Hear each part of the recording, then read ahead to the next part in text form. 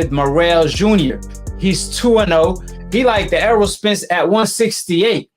He fundamentally sound. He goes to the body. He come forward. He got that Mike Tyson in him.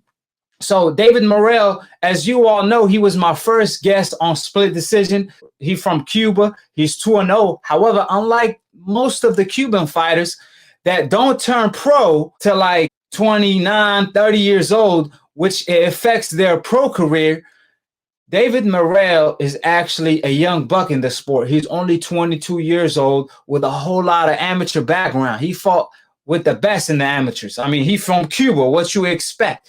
It don't get no better than Cuban boxing. They the best in the amateur games. However, as we all know, the system is corrupt. They don't want these Cuban fighters to destroy the game, so they don't allow them to turn pro. However, he defected, and now David Morrell is not just 2-0, he's 3-0 because he fought Lennox Allen, I believe his name is, 22-0 for the WBA interim title versus David Morrell, who was 2-0.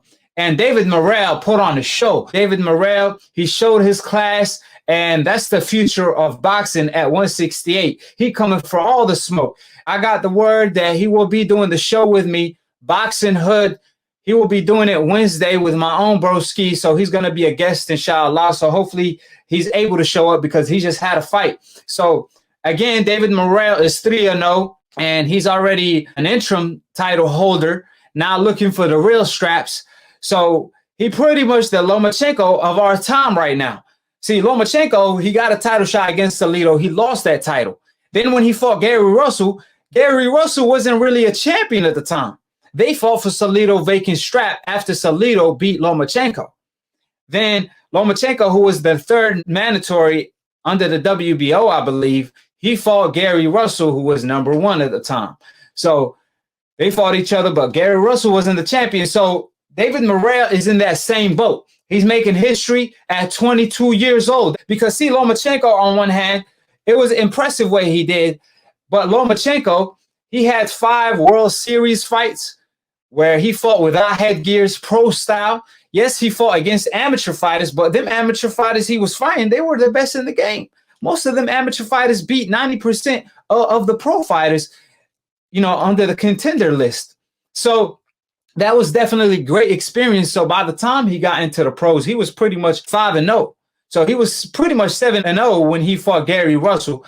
But again, they didn't count the World Series as your pro fights. Nevertheless, David Morrell, he making history with 3-0. He's already the WBA interim title. And I don't got to say much because on Wednesday, hopefully he's going to come through and he going to call out the best like he did last show. He called out Canelo, Caleb Plant, and all the fighters at 168. One thing for sure, he cut from the same cloth as Errol Spence. He want all the smoke. So PBC, they obviously the face of boxing. They the UFC version of boxing. They who was saving boxing right now, because while Top Rank is having a hard time announcing fights, PBC is on a roll. They just announced Showtime lineup, which was tremendous. They had Charlo, they had Gervonta Tank Davis, and many more fighters that's on the come up, and they were great fights. Right now, PBC announced some more lineup on Fox Sport, I believe.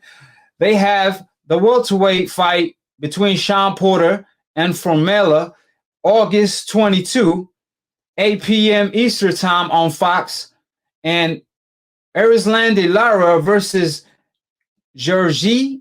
I'm sorry if I mispronounce his name, for the WBA World Super Welterweight title. That's August 29th. We also have the WBA Welterweight title between Ugas and Abel Ramos. They fighting for the vacant strap because the champion for the regular WBA title got suspended for taking steroids. That's on September 6th. And then the most anticipated comeback of the year, which is Errol Spence versus Danny Garcia. So all these fights are official. This is the new lineup on Fox Sport. Like I said, while Top Rank kind of having issues making the Lomachenko versus the Lopez fight, when we all thought that was a full-on conclusion. PBC, on the other hand, they keep throwing us fights back to back. on some Drake-ish. So, you know, shout out to the PBC. Like I said, they the face of boxing. Decision episode 49 is over with. Subscribe below if you're trying to get smarter by the minute. If you're trying to get dumb about a second, don't listen to these decafs.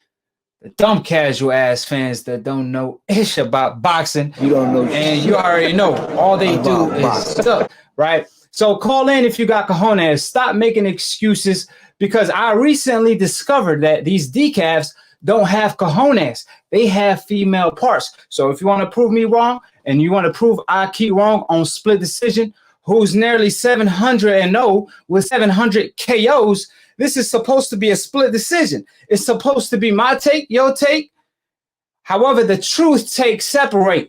And when the truth is spoken, the other side is nothing but a lie. So click on the notification bell to get notified every time I post or go live on Split Decision. I have Boxing Hood, a show with my own Akhi, coming this Wednesday. I also have David Morrell, an interview coming this Wednesday. So stay tuned. That's the future of boxing. He's a great Cuban fighter that's on the come up. He's only 22 years old. So with that being stated, man, I appreciate every single one of my Akhi.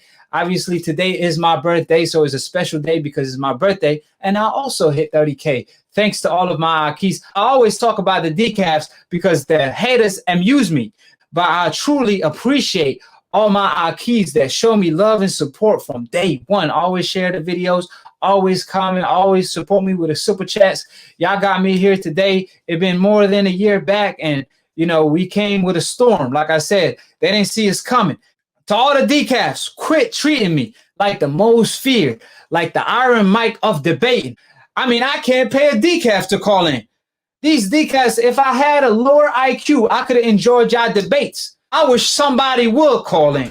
Hold it, you're not that pretty. I'm a bad man. Wait. I shook up the world. I shook up the world. I shook up the world. I bear witness, there's only one God, Allah, and Muhammad is his final messenger. That's what I said, Larry, on the Bungle fight. Thanking you. They call me the problem, but you could call me the can man, because anybody can get it. Africans, Americans, Dominicans, Mexicans, anybody can get it.